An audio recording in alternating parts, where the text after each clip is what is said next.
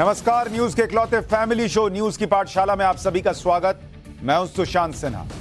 ये वो पाठशाला जहां सबकी क्लास लगती है और खबर का हर चैप्टर इतने विस्तार से खोलता हूं कि आप उस खबर के मास्टर होकर निकल जाए। तो सबसे पहले आपको बता दूं आज कौन कौन सा चैप्टर खोलने वाला हूं।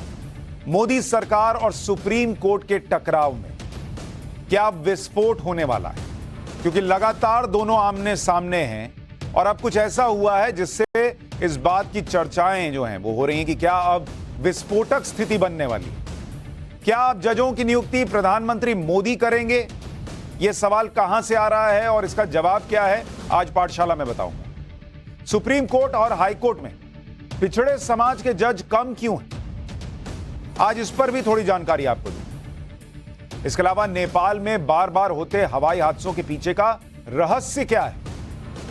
फेसबुक लाइव में नेपाल में जो अभी प्लेन क्रैश हुआ उसका राज छिपा है क्या, आज इसकी भी बात होगी।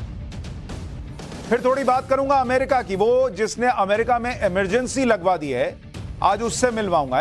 अमेरिका में इमरजेंसी लगी और साथ ही भारत में पड़ रही भयंकर ठंड के पीछे सीक्रेट क्या है। अचानक इतनी ठंड कैसे पड़ रही है कि हर आदमी कह रहा है यार इस बार तो बहुत जबरदस्त ठंड है। ये क्यों हो रहा है, इसका सीक्रेट भी बताऊंगा। इसके बाद पीएम मोदी ने तेल खरीदा और आग पाकिस्तान में कैसे लग गई, इसका चैप्टर। भारत का वो एक काम जो पाकिस्तान को बचा सकता है, उसके बारे में भी चर्चा करेंगे। लेकिन पाठशाला में सबसे पहले दिन भर का रिवीजन, उसके बाद पहला चैप्टर।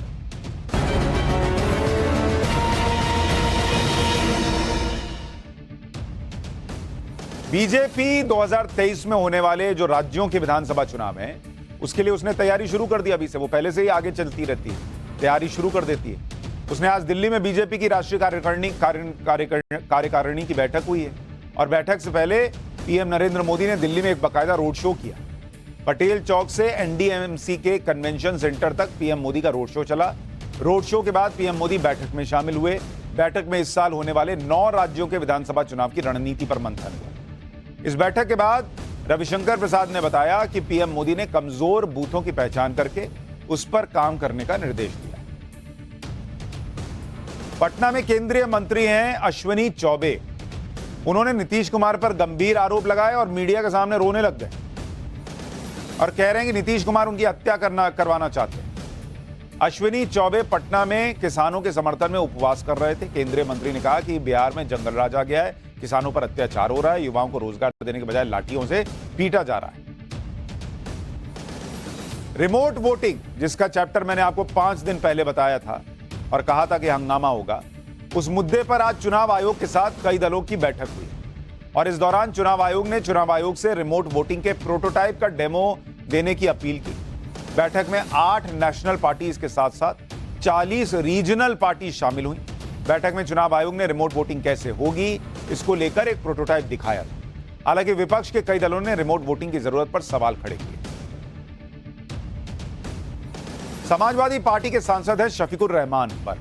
उन्होंने एक बार फिर मुसलमानों को भड़काया। शफीकुर रहमान बर्क ने कहा कि क्या पिटाई का बदला लेने का मुस्लिम कौम में दम नहीं है। बर्क ने यह बयान मुरादाबाद में एक मुस्लिम युवक के साथ ट्रेन में हुई मारपीट की घटना के बाद दिया।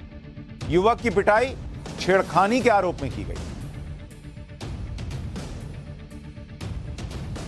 हैदराबाद में पालतू कुत्ते के हमले में एक डिलीवरी बॉय की जान चली। हैदराबाद के बंजारा हिल्स इलाके में डिलीवरी बॉय खाना देने के लिए गया था बिल्डिंग के अंदर। जब घर के गेट पर खाना डिलीवर कर रहा था तो उसी समय वहां जो पालतू कुत्ता था जर्मन शेफर्ड, उसने उस पर हमला कर दिया। कुत्ते से बचने के लिए डिलीवरी बॉय छत पर भागा, पीछे पीछे कुत्ता वहां चला गया। इसके बाद डिलीवरी बॉय ने छत से ही नीचे छलांग लगा दी, जिससे वो गंभीर रूप से घायल हो गया और उसे अस्पताल में भर्ती कराया गया, जहां डिलीवरी बॉय की मौत हुई। पुलिस ने कुत्ते के ओनर के खिलाफ केस दर्ज कर लिया। तो ये हो गया देश हो रही। देश के कानून मंत्री हैं किरण रिजिजू, जिनको आप देख रहे हैं। इन्होंने हाल में चीफ जस्टिस ऑफ इंडिया को कोलेजियम, जिससे कि जजेस की नियुक्ति होती है, कोलेजियम सिस्टम, इसके संदर्भ में एक चिट्ठी क्या लिख दी, तूफान आ गया। वही पुरानी राजनीति शुरू हो गई, जिसमें जब भी जजों की नियुक्ति की प्रक्रिया को पारदर्शी बनाने की मांग की जाती है तो यह कहकर विरोध शुरू हो जाता है कि मोदी जुडिशरी पर भी कब्जा कर लेना चाहते हैं। अच्छा, ये जो लोग आज विरोध करते हैं कि नरेंद्र मोदी जुडिशरी पर कब्जा कर लेना चाहते हैं, यही जब इनका मूड आता है तो कुछ दिन पहले तक कहते हैं कि ऑलरेडी कब्जा कर रखा है। अरे बॉस, एक बार मन बनाओ, कब्जा कर रखा है या कब्जा करना चाह रहे हैं?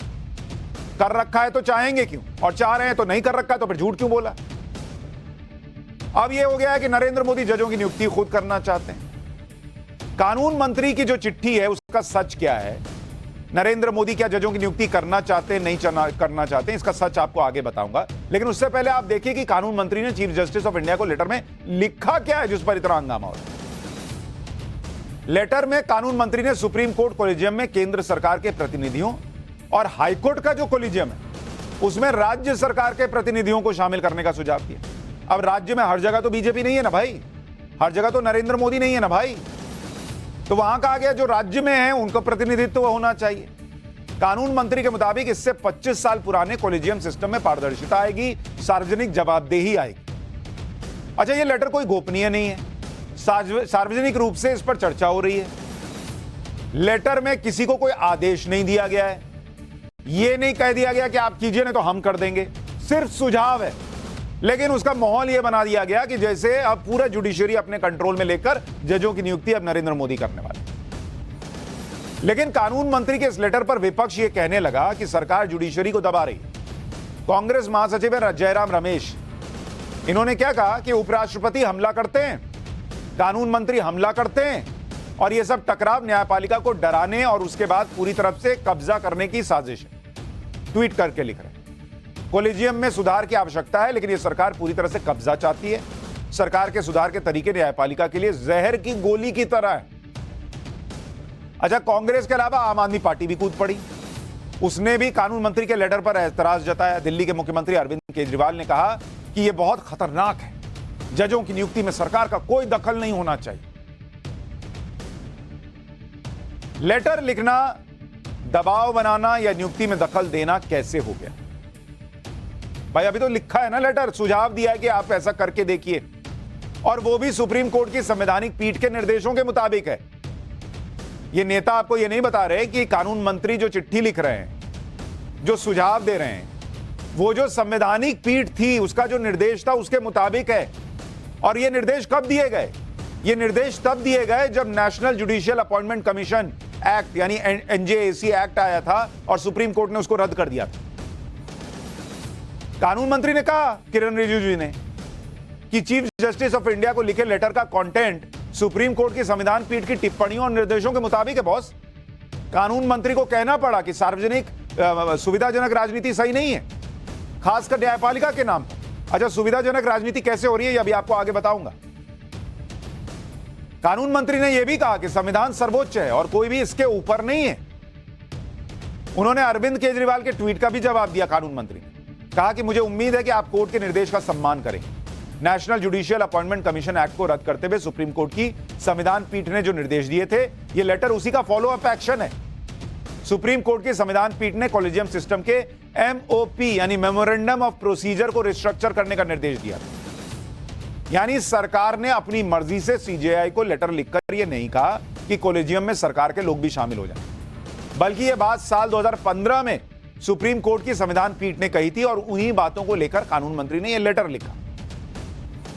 लेकिन माहौल इस देश में बना दिया जाता है। जो लोग आज राजनीति कर रहे हैं उन्हें याद रखना चाहिए कि national judicial appointment commission NJAC act, इसे रद्द करते हुए सुप्रीम कोर्ट की संवैधानिक पीठ ने भी माना था कि कॉलेजियम सिस्टम में दोष हैं, कुछ दोष हैं। ये जो कोर्ट मान चुका है भाई, ऐसा नहीं है कि सरकार थोप रही है। उस सिस्टम को खारिज करते हुए कोर्ट ने खुद माना कि इसमें दोष है, लेकिन उस दोष को सुधारने के लिए क्या किया? कुछ नहीं। अच्छा, अक्टूबर 2015 में सुप्रीम कोर्ट ने अपने आदेश में सरकार से कहा था कि कॉलेजियम सिस्टम के कामकाज को बेहतर करने के लिए अतिरिक्त उपाय किए जा सकते हैं, और इसके बाद इस पर चर्चा चली और 16 दिसंबर 2015 को सुप्रीम कोर्ट ने मोदी सरकार को निर्देश दिया कि केंद्र सरकार चीफ जस्टिस ऑफ इंडिया के साथ चर्चा करके मौजूदा मेमोरेंडम ऑफ प्रोसीजर को रिवाइज कर सकती है। मतलब जो अभी तरीका चल रहा है इस पर आप चीफ जस्टिस से चर्चा कीजिए और इसको रिवाइज कर लीजिए। अब उसी चर्चा के तहत एक चिट्ठी लिखी गई तो तमाशा बना दिया गया कि इस देश में जुडिशरी को खत्म किया जा रहा है। Chief justice of India collegium के एकमत से इस पर फैसला ले लेंगे। सरकार और chief justice of India in factors पर चर्चा कर सकते हैं, जैसे जजों की योग्यता क्या होनी चाहिए, नियुक्ति की प्रक्रिया में पारदर्शिता कैसे आए, सुप्रीम कोर्ट और हर हाई कोर्ट के लिए सचिवालय की स्थापना हो, उसका कामकाज जिम्मेदारी तय हो, एक शिकायत तंत्र जो जजों की नियुक्ति से जुड़ी शिकायत को देख सके। लेकिन यहां तो बोलना ही गुनाह हो गया कि आप बोलेंगे जैसे ही कि भाई सिस्टम में कुछ गड़बड़ियां हैं तो आइए सुधारते हैं। नहीं, बोलने का मतलब है कि आप जो है जुडिशरी को कंट्रोल करें। इन्हीं बातों के आधार पर जब कानून मंत्री 25 साल पुराने कोलिजियम सिस्टम में पारदर्शिता और सार्वजनिक जवाबदेही की बात कर रहे हैं तो उस पर राजनीति शुरू हो। कोलिजियम सिस्टम में पारदर्शिता और सार्वजनिक जवाबदेही की बात इसलिए होती है क्योंकि जजों की नियुक्ति को लेकर अक्सर टकराव होता रहता है। मैंने एक चैप्टर बीच में खोला था, आपको बताया था भैया 70 के दशक से चला आ रहा है, आज का नहीं है ये। और इसी विवाद को खत्म करने के लिए प्रधानमंत्री नरेंद्र मोदी 2014 में 99वां संविधान संशोधन लेकर आए थे और उसके जरिए कानून लेकर आए थे। इसमें जजों की नियुक्ति और तबादले के लिए नेशनल जुडिशियल अपॉइंटमेंट्स कमीशन बनाने की पहल हुई थी। 2014 में आए एनजीएसी कानून के तहत हाईकोर्ट और सुप्रीम कोर्ट में जजों की नियुक्ति करने के लिए एक आयोग बनाया गया और इस आयोग में चीफ जस्टिस थे और 6 सदस्य थे। और अगर मैं आपको बताऊं, ये जो आयोग बना एनजेएसी के मुताबिक, नेशनल जुडिशियल अपॉइंटमेंट कमीशन, इसने कहा एक आयोग बना देते हैं। ठीक है, अब इस आयोग के सदस्य कौन कौन है देखिए। एक तो सीजेआई हो गए, चीफ जस्टिस ऑफ इंडिया हो गए। इसके अलावा 6 सदस्यों की बात हुई। तो इसमें 2 वरिष्ठ जज रखे गए कि भाई 2 वरिष्ठ जज रहेंगे, जैसे अभी कोलिजियम में होते हैं वैसे 2 वरिष्ठ जज रख लीजिए। और उसके बाद कहा कि इसमें कानून मंत्री को रख लीजिए। अच्छा ठीक है भाई, कानून मंत्री आ गए तो ऐसा तो नहीं कि वही प्रभाव डाल देंगे। तो हुआ कि सिविल सोसाइटी जो है, यानी आम हमारे आपके बीच के लोग, सिविल सोसाइटी से 2 लोग उनको रख लीजिए। अच्छा अब कितने हो गए? एक ये हो गए, 1 2 3 4 और 2 6, कुल 6 लोग हो गए यहां पर। और यह भी कहा गया कि ये सिविल सोसाइटी के जो लोग हैं इनको कौन चुनेगा भाई? तो इनके लिए कहा गया एक सीजेआई हो, एक प्राइम मिनिस्टर हो, और इसके अलावा जो है आप जो है एलओपी, लीडर ऑफ ऑपोजिशन जिसको कहते हैं, इन तीनों को दे दीजिए जिम्मेदारी की ये तीनों मिलकर जो हैं, ये 2 जो लोग हैं सिविल सोसाइटी से, इनको चुन देंगे। तो भाई ये इतना हिस्सा तो अभी भी है, सीजेआई और 2 वरिष्ठ जज, ये तो कोलेजियम सिस्टम में भी है। नई एंट्री हो रही थी कानून मंत्री की और 2 ऐसे लोगों की जिनको चुनने में सीजेआई का भी रोल है और लीडर ऑफ ऑपोजिशन का भी रोल है। लेकिन नहीं, उसको सुप्रीम कोर्ट ने खारिज कर दिया। और सिविल सोसाइटी के जो लोग थे उनका 3 को लेकर जो टकराव हो रहा है या फिर होता रहता है वो ना होता, सिस्टम पारदर्शी तरीके से काम कर रहा होता। कोलिजियम सिस्टम के कामकाज को बेहतर करने के लिए जिस मेमोरेंडम ऑफ प्रोसीजर को रिवाइज करने की बात हो रही, मतलब किस तरीके से ये काम करे, मेमोरेंडम ऑफ प्रोसीजर, तरीका क्या, उसको रिवाइज करने के लिए खुद सुप्रीम कोर्ट कह चुका है। और जिस पर एनजेएसी को लेकर 2015 के फैसले के बाद भी अमल नहीं हो पाया, उस पर तो हाल में एक संसदीय समिति ने भी हैरानी जताते हुए कहा कि सरकार और सुप्रीम कोर्ट, कोलिजियम ने कई बार एमओपी पर अपने विचार रखे हैं। संसदीय समिति मतलब उसमें सिर्फ सरकार के लोग नहीं होते, हर पार्टी के लोग होते हैं। उसने भी कह दिया कि भाई इसमें खुद सब लोग विचार रखें, लेकिन 7 साल बाद भी दोनों यानी जजेस की नियुक्ति और उनके प्रमोशन और ट्रांसफर से जुड़े मेमोरेंडम ऑफ प्रोसीजर पर सहमति नहीं बन पाई है। 7 साल से यह मामला विचाराधीन है। मतलब उसने सरकार को भी कहा, उस संसदीय समिति ने जजेस को भी कहा, कोर्ट को भी कहा। अब वही काम जब होने की दिशा में आगे बढ़ी तो अरे ये तो कंट्रोल कर रहे हैं जुडिशरी। यह संसदीय समिति कानून, न्याय और कार्मिक विभाग से संबंधित है। इसने आगे कहा कि वो उम्मीद करते हैं कि सरकार और जुडिशरी मेमोरेंडम ऑफ प्रोसीजर को फाइनल करेंगे जो ज्यादा पारदर्शी और कारगर होगा। वही हो रहा है।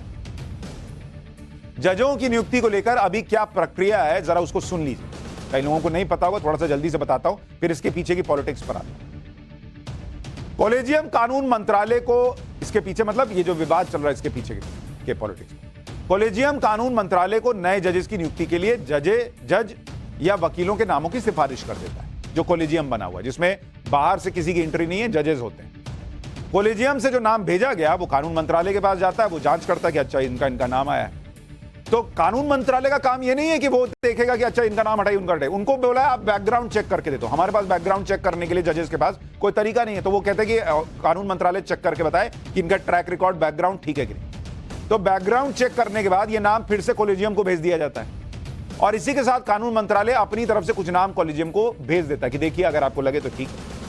आपसी चर्चा होती है कॉलेजियम में, दोनों पैनल से नामों के कानून मंत्रालय के पास भेज दिया जाता है। अगर कानून मंत्रालय को किसी नाम पर आपत्ति नहीं होती तो इस सिफारिश को राष्ट्रपति के पास भेज दिया जाता है, हो गई नियुक्ति। अगर किसी नाम पर कानून मंत्रालय को आपत्ति होती है तो उसे कॉलेजियम को फिर से वापस भेज दिया जाता है कि जरा देखिए बॉस इसका तो मामला गड़बड़ लग रहा है। इसके बाद दो तरह की स्थिति बनती है। पहली स्थिति की कॉलेजियम कानून मंत्रालय की आपत्ति को स्वीकार कर लेता है और लिस्ट में बदलाव कर देता है कि अच्छा ठीक है आप कह रहे हैं इसमें गड़बड़ है तो चलिए इसको हटा देते हैं।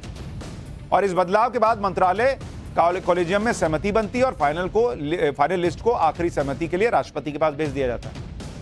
अच्छा, दूसरी स्थिति यह होती है कि कॉलेजियम कानून मंत्रालय की आपत्ति को स्वीकार ही नहीं करता, वो कहता नहीं हम तो इसको बनाएंगे जज या जो भी। चर्चा के बाद पुरानी लिस्ट केंद्र सरकार को भेज दी जाती है जिसको स्वीकार करने के लिए कानून मंत्रालय बाध्य होता है और फिर आखिरी सहमति के लिए इसे राष्ट्रपति के पास भेज दिया जाता है कि बॉस अब तो यह आ गया उधर से कॉलेजियम साहब इसको कर दीजिए अप्रूव। संसदीय समिति ने अलग अलग हाईकोर्ट में जजों की खाली पड़े पदों का भी जिक्र करते हुए कहा था कि नई नियुक्तियों के लिए हाईकोर्ट कॉलेजियम से सुप्रीम कोर्ट के पास जो नाम भेजे गए उनमें काफी संख्या में सुप्रीम कोर्ट कॉलेजियम ने सिफारिशों को रद्द कर दिया। जैसे अगर आप देखें, आपको 2021 का मामला दिखाता हूं। 2021 हाईकोर्ट कॉलेजियम से सिफारिश हुई 251। हाईकोर्ट कॉलेजियम से सिफारिश कितनी हुई, इन्होंने कितने नाम भेजे ऊपर कि भाई इनको जज बनाया जा सकता है, 251। इन्होंने हाईकोर्ट कॉलेजियम क्या करता है, वो सुप्रीम कोर्ट के कॉलेजियम को भेजता है, तो इन्होंने भेजे 251 नाम ऊपर सुप्रीम कोर्ट के पास। नियुक्ति इसमें से कितनी हुई आपको पता है? नियुक्ति हुई 148 की, मतलब 251 नाम भेजे हाईकोर्ट के कॉलेजियम ने, ऊपर 148 की नियुक्ति हुई और 103 जो है वो गायब हो गए। सुप्रीम कोर्ट ने जो सिफारिश नहीं मानी,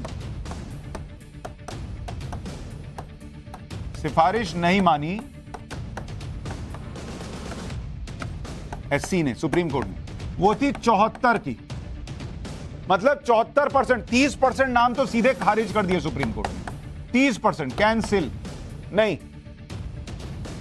और बाकी के जो नाम हैं, इसको लेकर 29 नाम जो हैं, इनको लेकर सुप्रीम कोर्ट और सरकार के बीच चर्चा चल रही है। एनजेएससी पर जो राजनीति हो रही है उसके बारे में भी आपको जानना चाहिए, क्योंकि ये जो चर्चा है कि ये जो सिस्टम है इसमें कुछ कमियां हैं, इसको सुधारा जाए, जिसको सुप्रीम कोर्ट भी कह रहा है, इस पे चर्चा करना देश हित में है। लेकिन माहौल यह बना दिया जा रहा है कि बॉस इसके बारे में बात ही मत करो वरना तुम सुप्रीम कोर्ट में दखल देना चाहते हो। और ये पॉलिटिक्स कैसे हो रही है इसको समझिए। एनजेएससी का मूल विचार कहां से आता आपको पता है? नेशनल जुडिशियल अपॉइंटमेंट्स कमीशन का प्रपोजल यूपीए सरकार के दौरान दिया गया था, मनमोहन सिंह सरकार के दौरान। अगस्त 2013 में राज्यसभा में जुडिशियल अपॉइंटमेंट्स कमीशन बिल 2013 पेश किया गया। 5 सितंबर 2013 को इस बिल को स्टैंडिंग कमेटी में भेजा गया। 9 दिसंबर 2013 को स्टैंडिंग कमेटी ने इस पर रिपोर्ट दी। इसके बाद बिल को विड्रॉ कर लिया गया। तब मनमोहन सरकार ने भी माना था कि जजों की नियुक्ति में सरकार का भी रोल होना चाहिए। बाद में नरेंद्र मोदी आए, उन्होंने वही काम किया जो मनमोहन सिंह चाहते थे, उनकी सरकार करना चाहती थी। और आज जब कहा जा रहा है कि भाई इसमें जो है सरकार की भी भूमिका होनी चाहिए, तो कहा जा रहा है आप जो है जहर पिला रहे हैं जुडिशरी। ये कैसी पॉलिटिक्स है भाई?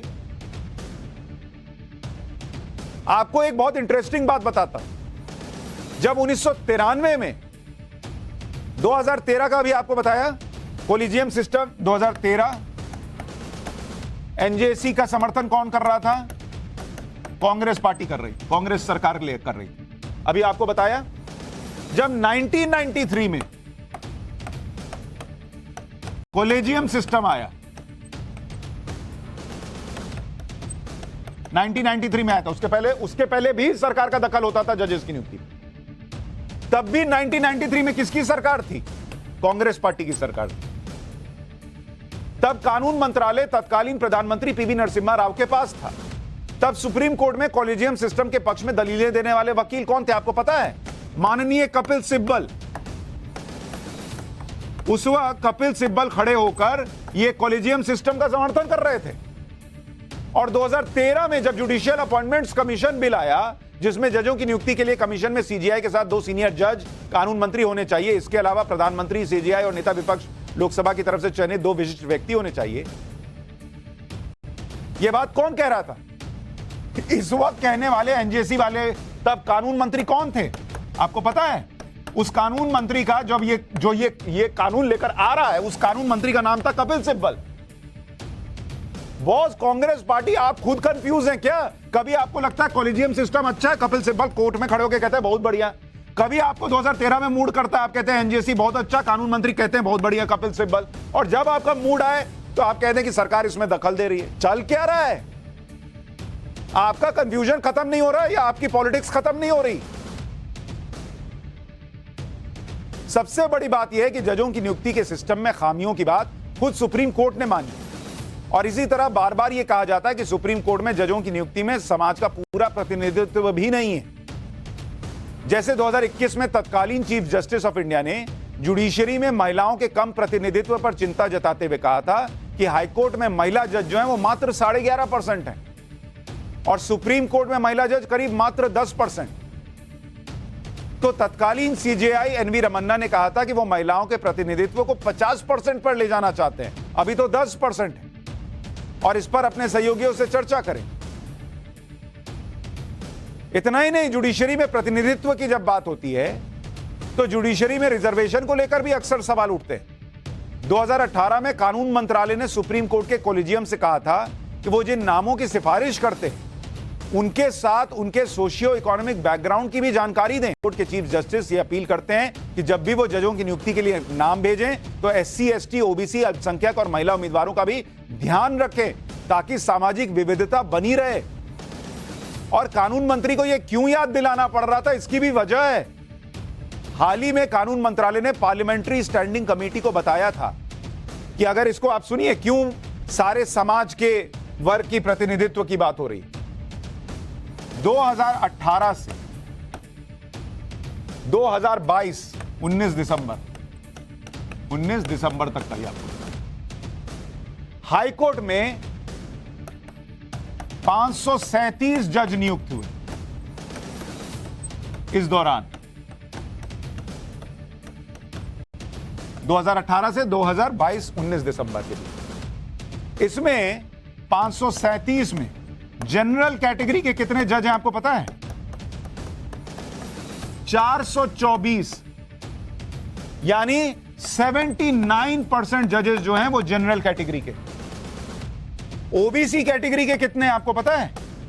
मात्र 57 जज, यानी 11%। शेड्यूल कास्ट इनके जज नियुक्त हुए 15, यानी 2.8%। और शेड्यूल ट्राइब इनके जजों की संख्या जो है वो थी मात्र 7, यानी 1.3%। और इसीलिए यह सवाल उठता है कि जुडिशरी में ये जो बाकी का वर्ग है, पिछड़ा समाज, इसका प्रतिनिधित्व इतना कम क्यों है? जोड़ लीजिए, एक तरफ 79%, दूसरी तरफ आप देख लीजिए कितने हैं। और यह आज से नहीं सवाल उठ रहा है, बार बार कई साल से उठ रहा है। साल 2001 की बात करूं, सुप्रीम कोर्ट और हाई कोर्ट में एससी और एसटी के प्रतिनिधित्व को लेकर तब committee on the welfare of schedule caste and schedule tribes ने कहा था कि कमिटी इस बात पर हैरान है कि 1 मई 1998 के हालात के मुताबिक देश के 481 हाईकोर्ट जज में से मात्र 15 शेड्यूल कास्ट और 5 शेड्यूल ट्राइब हैं, और सुप्रीम कोर्ट में तो एक भी एससी एसटी जज नहीं है। ये तब की कमिटी कह रही है, जबकि कुछ उपयुक्त योग्य एससी एसटी उम्मीदवार मौजूद हैं। जो लोग राजनीति कर रहे हैं उन्हें यह भी याद रखना चाहिए कि जब अगस्त 2014 में एनजीएसी बिल आया था तो कौन कौन सी पार्टी इसके सपोर्ट में थी। कांग्रेस तो लेकर ही आई थी, लेफ्ट समर्थन कर रही थी और विपक्ष की लगभग सभी पार्टियों का साथ मिला था।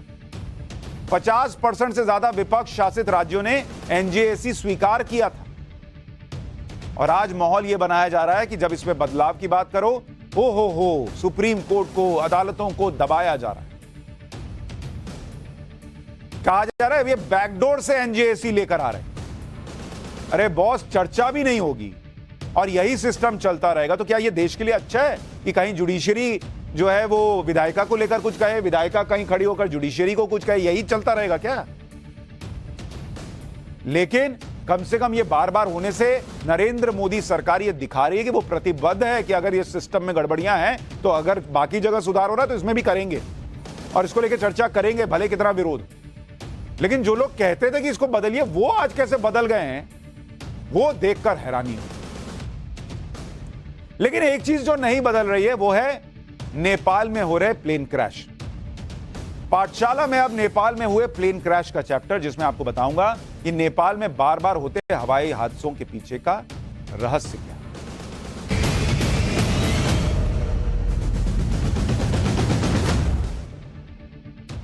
नेपाल में रविवार को एक प्लेन क्रैश हुआ।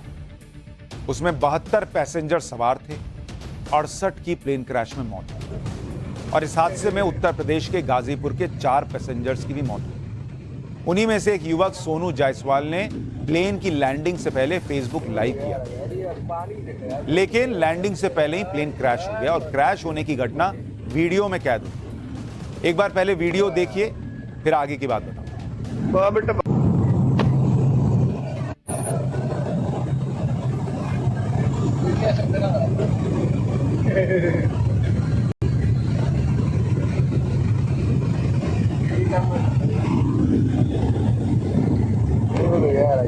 पानी देखो यार,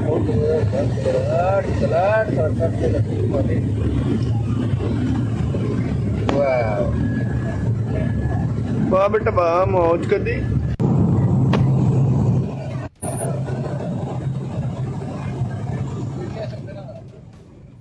ये लैंडिंग से कुछ मिनट पहले का वीडियो और इसमें विमान की विंडो से शहर दिख रहा है और इसे देखकर लगता है कि विमान में सब कुछ ठीक ही था, लेकिन अचानक कुछ ऐसा हुआ कि पायलट्स कुछ भी संभाल नहीं पाए या हालात बिगड़ गए। इस प्लेन क्रैश का एक और वीडियो देखिए। यह वीडियो पोखरा में रहने वाले किसी शख्स ने अपनी छत से रिकॉर्ड किया। वीडियो में प्लेन जो है वो नीचे गोता लगाता दिख रहा है। देखिए किस तरह से प्लेन नीचे जाता दिख रहा है, जिसके कुछ ही सेकंड के बाद प्लेन क्रैश हो जाता है। एक धमाके की भी आवाज आती है। ये देखिए कैसे प्लेन जो है वो अचानक से नीचे जाने लगता है।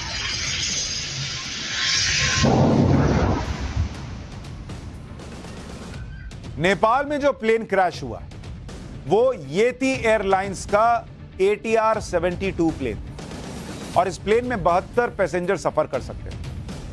नेपाल की राजधानी काठमांडू से पोखरा जा रहा था।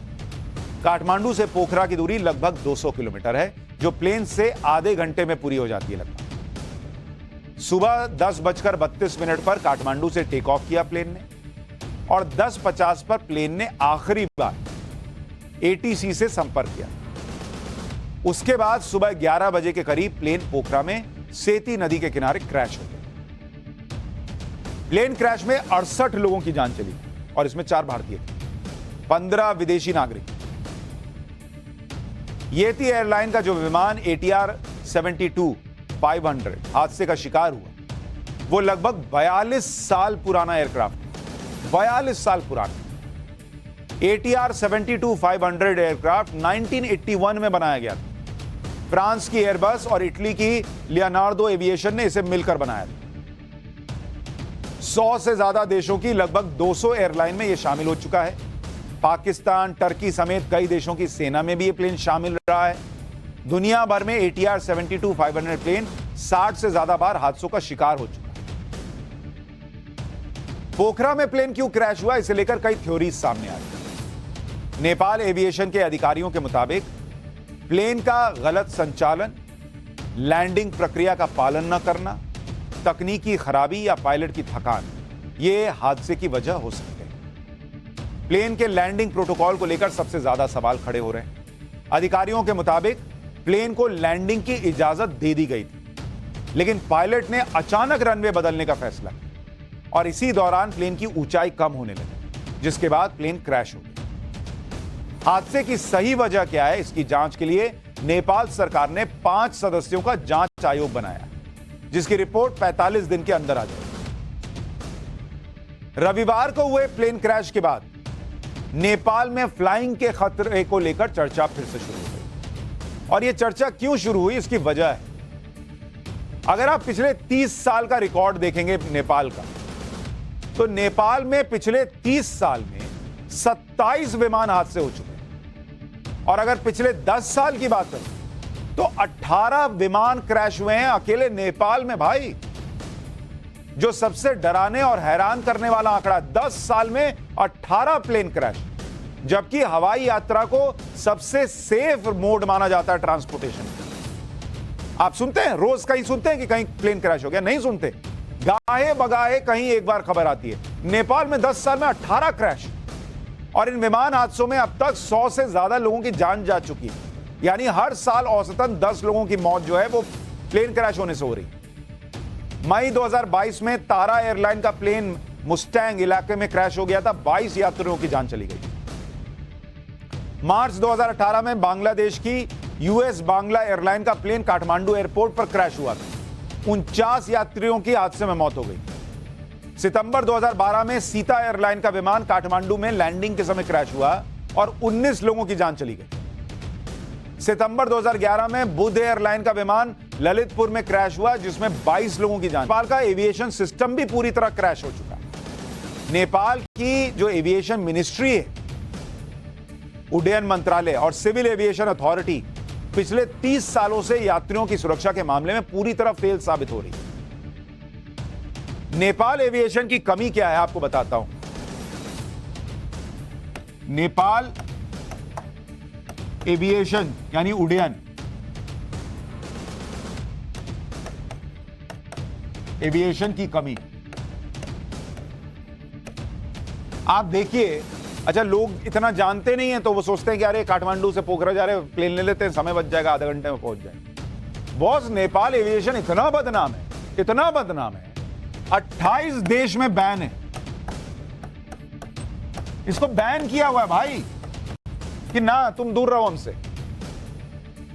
खराब एविएशन रिकॉर्ड की वजह से। इसकी सेफ्टी रेटिंग कितनी है आपको पता है? इसकी सेफ्टी रेटिंग 10 में 2 है भाई। मतलब 10 नंबर का अगर टेस्ट होगा तो उसमें 2 नंबर आता है इसको, इतनी घटिया सेफ्टी रेटिंग है। इसका सेफ्टी सिस्टम कितना आपको पता है? इसका सेफ्टी सिस्टम है 42%, और दुनिया का ग्लोबल एवरेज कितना है? 60%। मतलब दुनिया में ग्लोबल एवरेज मिनिमम भी होता है ना सेफ्टी सिस्टम, तो 60% का होता है। इनका भाई लोगों का 42% का। ये सेकेंड हैंड विमान खरीदते हैं भाई, सेकेंड हैंड विमान खरीद लेते हैं और उड़ाने लगते हैं। चीन से ले लिया, यूरोप से ले लिया, चीन और यूरोप से। अब आप सेकेंड हैंड विमान उड़ाओगे तो आदमी बचेगा कि जाएगा? विमान मेंटेनेंस की कमी है। पुराने विमानों में मॉडर्न वेदर रडार सिस्टम नहीं होता। सस्ती हवाई यात्रा कराने के चक्कर में कुछ भी पुराना नया माल खरीद के लगे पड़े। नेपाल का जो एविएशन मंत्रालय, उसमें रिश्वत चलती है। 2019 एयरबस डील में रिश्वत के आरोप लगे थे 435 करोड़ रुपए। International Civil Aviation Organisation ICAO अगले हफ्ते नेपाल के एविएशन सेक्टर का शेड्यूल्ड सेफ्टी ऑडिट करेगी। संयुक्त राष्ट्र की विशेष एजेंसी से 10 लेखा परीक्षकों की एक टीम रविवार को काठमांडू आने वाली है। 13 अप्रैल से काम शुरू करेंगे, जो 10 दिन तक चलेगा। नेपाल में हवाई सफर इसलिए भी खतरनाक है क्योंकि वहां का माहौल हवाई सफर के लिए बहुत अच्छा नहीं। नेपाल के सिविल एविएशन अथॉरिटी की 2019 की सेफ्टी रिपोर्ट के मुताबिक खतरनाक भौगोलिक स्थिति पायलट्स के सामने बड़ी चुनौती होती है। नेपाल में दुनिया के 14 सबसे ऊंचे पहाड़ों में से माउंट एवरेस्ट समेत 8 मौजूद हैं। नेपाल में कई एयरपोर्ट्स तो ऐसे हैं जहां रनवे बहुत छोटा है। ये तस्वीर नेपाल के लुकला एयरपोर्ट की है। ये दुनिया का सबसे खतरनाक एयरपोर्ट माना जाता है। देख रहे हैं सामने सीधा खाई है। इतने में उड़े तो उड़े, नहीं तो नीचे। इतने में प्लेन ऊपर गया तो ठीक, नहीं तो आप ऊपर चले जाएंगे। इस एयरपोर्ट का रनवे सिर्फ 527 मीटर लंबा है, यानी आधा किलोमीटर। रनवे की एक तरफ खाई है, दूसरी तरफ पहाड़ है। इस एयरपोर्ट पर हाईली ट्रेन्ड पायलट्स को ही टेक ऑफ और लैंडिंग की इजाजत मिलती है, उसके बाद भी हादसे होते रहते हैं। नेपाल में हवाई सफर का संकट तो आपने देख लिया। पाठशाला में अब उस संकट का चैप्टर जिसने अमेरिका में इमरजेंसी लगवा दी।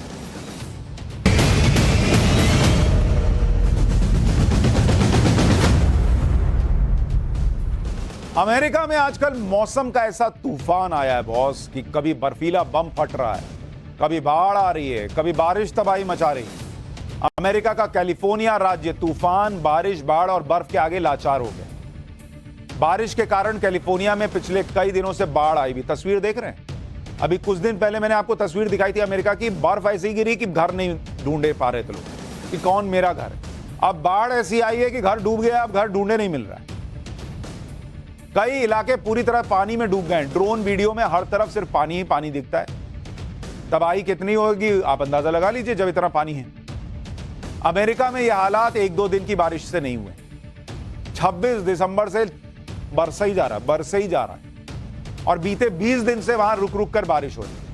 इतनी बारिश की वजह वहां जो तूफान आया ना वो है।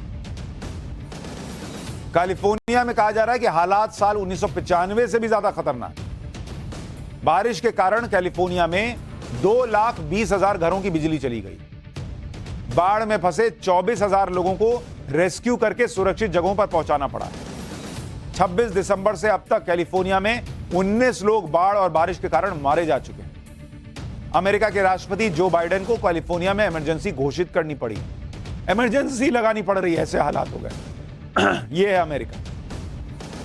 बीते 20 दिन से अमेरिका के कैलिफोर्निया राज्य में मौसम खराब है। मौसम के आगे अमेरिका भी कुछ कर नहीं पा रहा। अरे भाई आप कितने भी बड़े तोप हो जाइए, चीता हो जाइए, मौसम के आगे आपकी थोड़ी चलती है। प्रकृति के सामने किसी की नहीं चलती। अमेरिका जाके अपना बोले है मैं अमेरिका, बोले हट बैठो। बारिश और तूफान के बाद अब कैलिफोर्निया पर बर्फीला ब्लास्ट भी हो गया। उधर पहले पानी, अब फिर बर्फ। कैलिफोर्निया में जबरदस्त बर्फबारी हो रही है। कैलिफोर्निया में पहाड़ों पर 15 फीट तक बर्फबारी हो गई। मतलब 6-6 फीट के 2 लोग और उनका एक 3 फीट का बच्चा रख लीजिए सिर पे, तो उतनी बर्फ है। अमेरिका के इस हिस्से में बर्फीले तूफान के कारण सड़कें बंद हैं। यानी अभी तक कैलिफोर्निया के लोग बारिश और तूफान से परेशान थे, अब उनके सामने बर्फीला तूफान मुसीबत बन के खड़ा हो गया। कैलिफोर्निया में अगले कुछ दिन ऐसे ही बर्फबारी की आशंका भी है।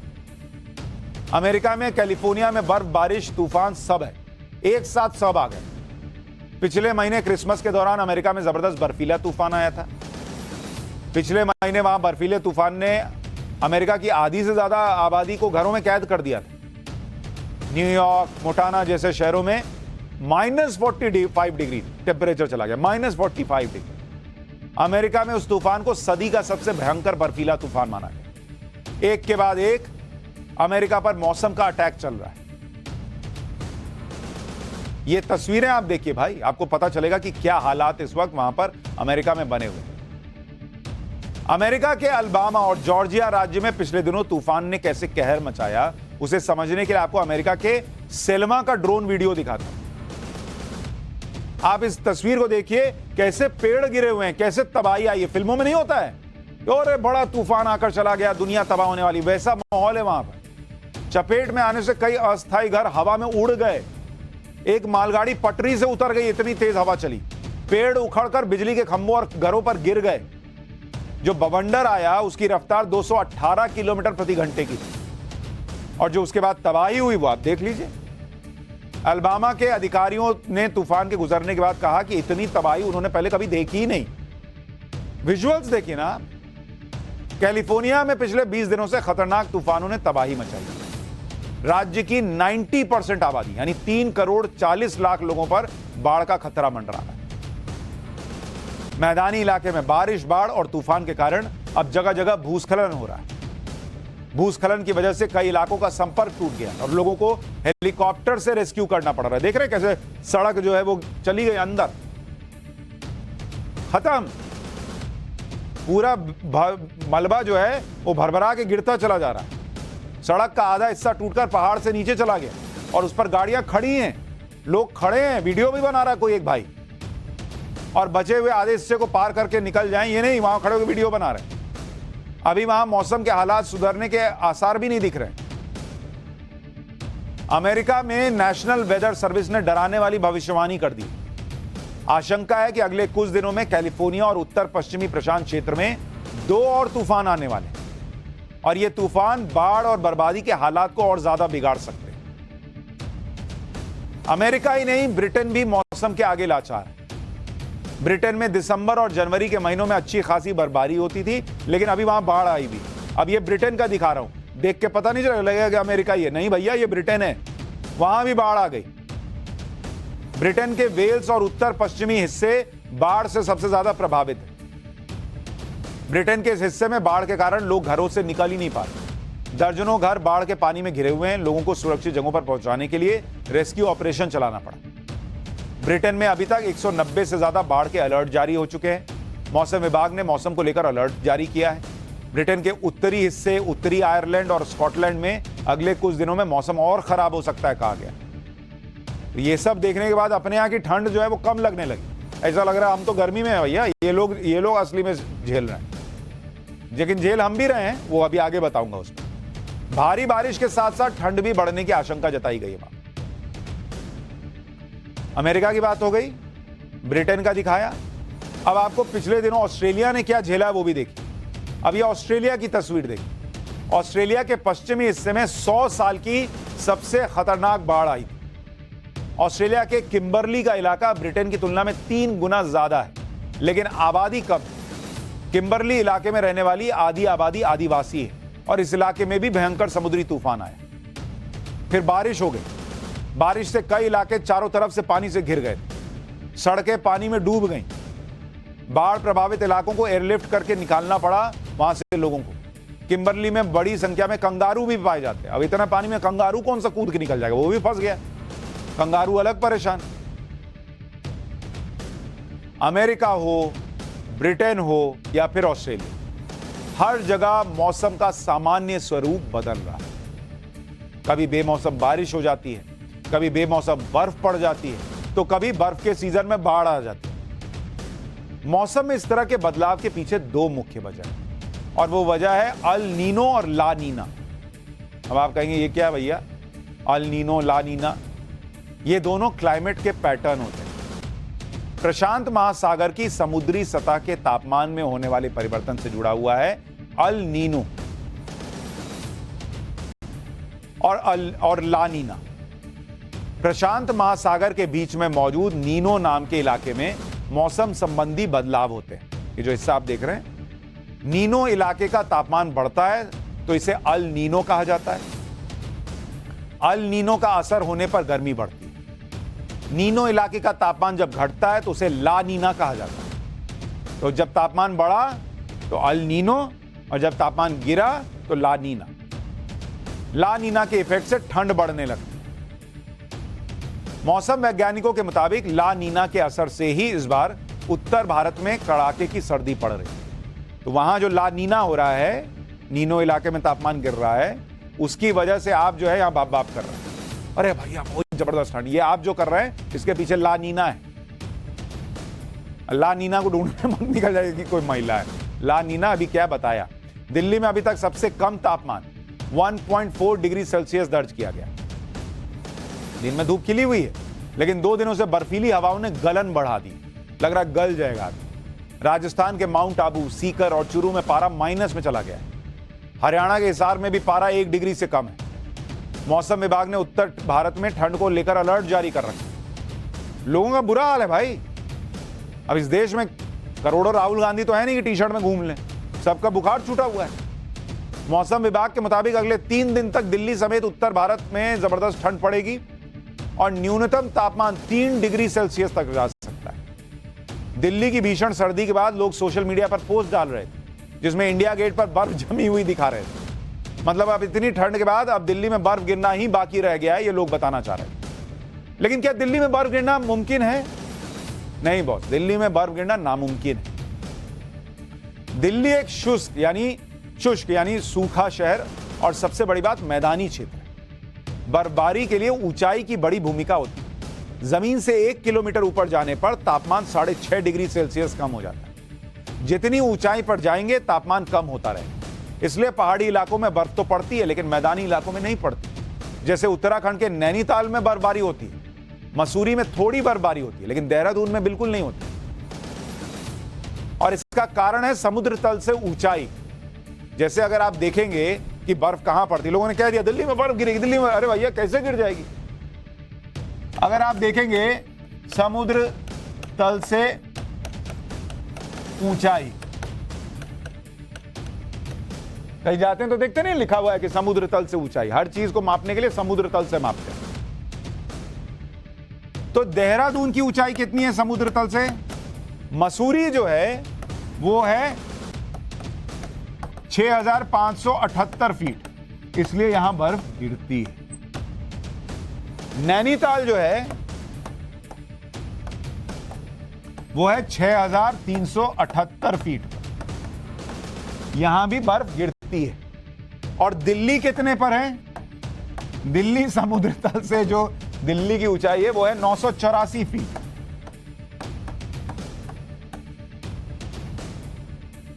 अब जहां 2100 फीट पर देहरादून में बर्फ नहीं गिर रही, तो 984 फीट पे बर्फ कैसे गिर जाएगी बॉस? क्या आपका कोई टेंडर चल रहा है कि यार दिल्ली में बर्फ तो गिरा ही दो ना, मजा आएगा? ऐसा थोड़ी होता है।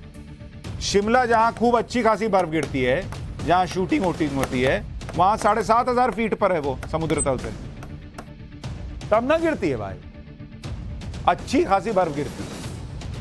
तो दिल्ली में नहीं गिर सकती, आपके चाहने से नहीं गिरती है बर्फ। दिल्ली मैदानी इलाका है, इसलिए यहां भीषण सर्दी तो पड़ सकती है, लेकिन बर्फबारी नहीं हो सकती। लेकिन आप कितना भी मांगिए, ऊपर वाला आपको दिल्ली में बर्फ नहीं देगा। लेकिन अगर मांगना सीखना है तो पाकिस्तान से सीखिए। वो कटोरा लेकर जो मांगने निकलते हैं दुनिया में, ओह नजर फेर रही है दुनिया, लेकिन फिर भी कुछ ना कुछ डाल ही देती है। तो पाठशाला में अब कटोरा गुरु पाकिस्तान का चैप्टर, जिसमें आपको बताऊंगा कि पीएम मोदी ने तेल खरीदा तो आग पाकिस्तान में कैसे लगी, और भारत का वो एक काम जो पाकिस्तान को बचा सकता है।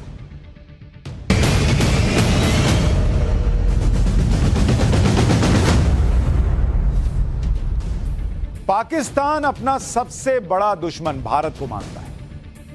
नरेंद्र मोदी की बात कर लीजिए तो पाकिस्तान का धुआं निकल जाता है। लेकिन आज पाकिस्तान जिस स्थिति में है, उसे अब नरेंद्र मोदी अच्छे लगने लगे। वहां नेताओं के सपने में नरेंद्र मोदी आते हैं। पाकिस्तान में अब दबी छुपी बातें होने इससे लगी हैं कि भाई पाकिस्तान को अगर संकट से निकालना है तो पुरानी घिसी पिटी बातें करना बंद करके भारत और नरेंद्र मोदी की तरफ देखना चाहिए। पाकिस्तान में एक जाने माने एक्सपर्ट हैं शाहिद चौधरी, जो पॉलिटिक्स, सिक्योरिटी और डिफेंस के मामलों में लिखते बोलते रहते हैं। उन्होंने तो पिछले हफ्ते पाकिस्तान के बड़े अखबार द एक्सप्रेस ट्रिब्यून में लिख दिया कि पाकिस्तान में नरेंद्र मोदी के नाम से लोग नफरत करते हैं, लेकिन नरेंद्र मोदी ने भारत को ब्रांड बनाने के लिए कुछ ऐसा किया जो उनसे पहले कोई नहीं कर पाया। अच्छा, पाकिस्तान के अखबार में नरेंद्र मोदी की तारीफ पहली बार छप रही। सोचिए किस लेवल पे चले गए होंगे कि अब उनसे बर्दाश्त नहीं हो रहा कि कितना अंदर रखें, तो मोदी जी की तारीफ कर दिया अखबार में। कह रहे हैं कि जो मोदी जी ने किया वो और कोई कर ही नहीं पाया उनसे पहले। सबसे अहम बात यह है कि भारत जो चाहता है वो करता है, और उस हद तक जाता है जहां तक उसकी जरूरत है। जैसे भारत को रूस के सस्ते तेल की जरूरत थी और रूस को भारत की जरूरत थी, तो भारत ने अमेरिका की परवाह ही नहीं की। इसी पर पाकिस्तान के एक्सपर्ट शाहिद चौधरी ने अपने लेख में लिखा कि रूस पर अमेरिका के प्रतिबंध है और रूस से कोई भी व्यापार नहीं कर सकता। लेकिन भारत की बात अलग है। भारत अपनी शर्तों पर रूस से तेल खरीद रहा है और इसे री एक्सपोर्ट करते डॉलर भी कमा रहा है। अमेरिका और रूस दोनों एक दूसरे के दुश्मन हैं, लेकिन दोनों मिलिट्री सुपर पावर भारत को अपना सहयोगी मानते हैं। अगर यह कूटनीतिक तख्तापलट नहीं है तो फिर क्या है? पाकिस्तान के लोग लिख रहे हैं भाई कि इंडिया के सामने इस वक्त अमेरिका की भी नहीं चल रही। अगर रूस और अमेरिका दोनों भारत के साथ खड़े हैं तो इसकी वजह है आज की दुनिया में भारत का सबसे महत्वपूर्ण होना। पाकिस्तान के एक्सपर्ट भी भारत की ताकत समझते हैं। शाहिद चौधरी ने अपने लेख में कहा कि आज दुनिया के लिए भारत बहुत जरूरी है। भारत दुनिया की 5वीं बड़ी अर्थव्यवस्था बन चुका है, ब्रिटेन को पीछे छोड़ दिया है। 2037 तक भारत 3री बड़ी अर्थव्यवस्था बन जाएगा। दुनिया में 4था बड़ा विदेशी मुद्रा भंडार भारत के पास है। भारत के पास $600 अरब का विदेशी मुद्रा भंडार है, पाकिस्तान के पास सिर्फ $4.5 अरब। भारत के सामने पाकिस्तान की अब कोई हैसियत ही नहीं, और यह बात अब खुद पाकिस्तान के एक्सपर्ट्स खुलकर मानने लगे। वो प्रधानमंत्री नरेंद्र मोदी की तारीफ करने लगे। पाकिस्तान के एक्सपर्ट ने लिखा कि 1992 में भारत के पास $9.2 अरब का विदेशी मुद्रा भंडार था, जो 2004 में $100 अरब हुआ।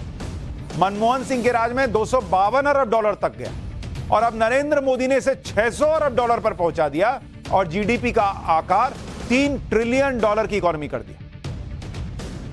सऊदी अरब, जिसे पाकिस्तान अपना भाई कहता है, वो भारत में $72 अरब का निवेश कर रहा है, और पाकिस्तान सऊदी अरब से भीख मांग रहा है कि वो उसके यहां $7 अरब का निवेश कर दे। पाकिस्तान के एक्सपर्ट्स अब पाकिस्तान से भारत को लेकर नीति बदलने की सलाह दे रहे हैं, जिससे पाकिस्तान कंगाली और बर्बादी से बाहर निकल सके। शाहिद चौधरी ने अपने लेख में इस बात का जिक्र किया कि कोई माने या ना माने, अनुच्छेद 370 हटाकर भारत ने पाकिस्तान को किनारे लगा दिया।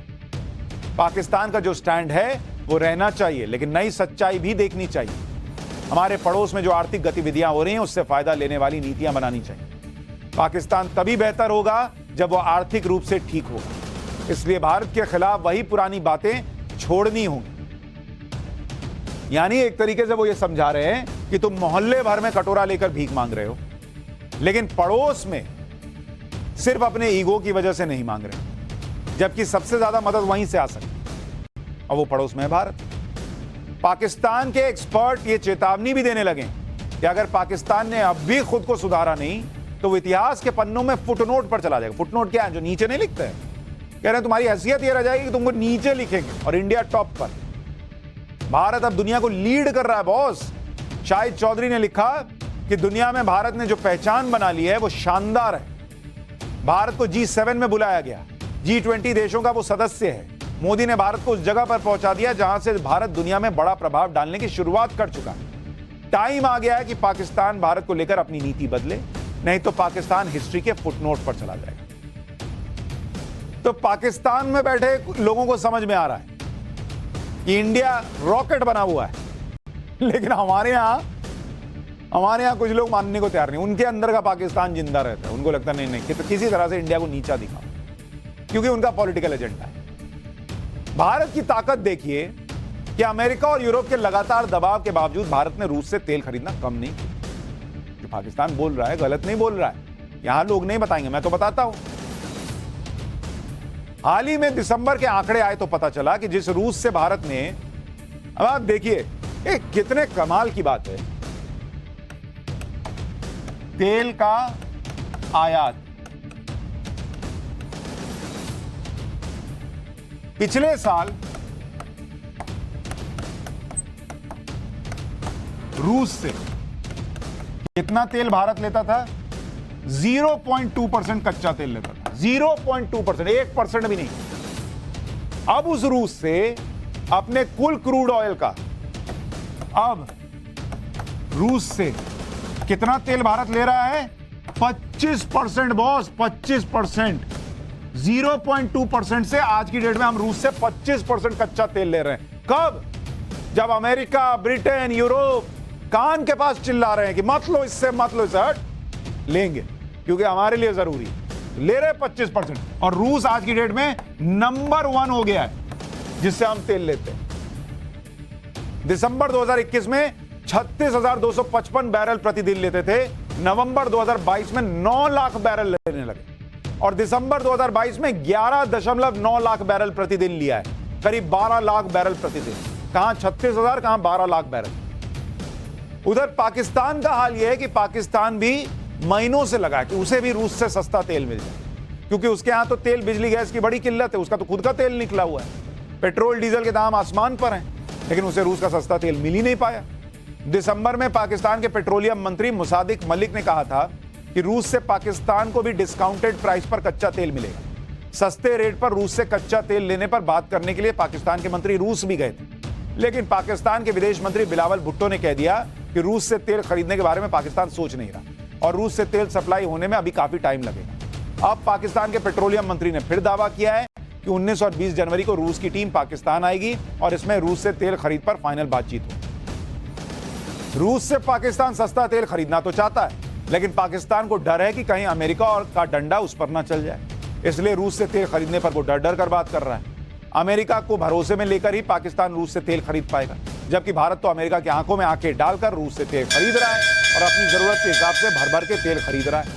अब जो करना है कर लो, दुनिया घंटी बजाती रह गई, इंडिया सुनता नहीं घंटी। इंडिया अपना काम कर रहा है। यह है नया इंडिया। पाकिस्तान वालों को दिख रहा है, हमारे यहां वालों को कब दिखेगा? पाठशाला देखेंगे तो शायद एक दिन दिख जाए। नमस्कार।